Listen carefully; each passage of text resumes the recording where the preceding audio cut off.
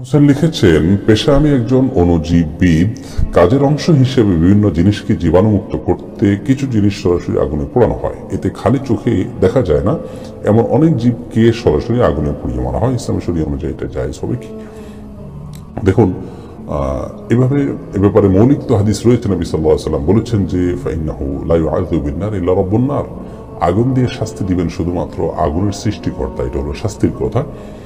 আর কোনো প্রাণীকে আগুন দিয়ে হত্যা করার পরেও হাদিসে নিষেধাজ্ঞা রয়েছে। সাহাবায়ে কেরামের কেউ কেউ আপনার পিপিলিকা, যেটা উপদ্রব করছিল, ডিস্টার্ব করছিল, ক্ষতি করছিল, তা আগুনে পুড়িয়েছেন। নবী সাল্লাল্লাহু আলাইহি ওয়াসাল্লাম দেখে এই কথা বলেছেন। এই জন্য কোনো প্রাণীকে আগুন দিয়ে পুড়ে হত্যা করা এটা জায়েজ নয়। তবে রদ্দুল মুখতার সহ বিভিন্ন ফতোয়ার কিতাব, ইবনে হাজার আসকালানী রাহিমাহুল্লাহর বিভিন্ন উক্তিগুলোর আলোকে একটি কথা একেবারেই পরিষ্কার, তা হলো কোনো প্রাণী এরকম যদি হয়, যেমনটা আপনি বলেছেন, এরকম অণুজীব যেগুলো দেখা যায় না এবং আগুন ছাড়া অন্য কোনোভাবে সেগুলো থেকে নিষ্কৃতি পাওয়া যায় না, এরকম যদি হয়, তাহলে সেক্ষেত্রে মানুষ নিজের আত্মরক্ষার জন্য এবং বিপদ থেকে মুক্তির জন্য, ক্ষতিকর বিষয় থেকে বাঁচার জন্য এটি করতে পারেন, সে সুযোগ আছে।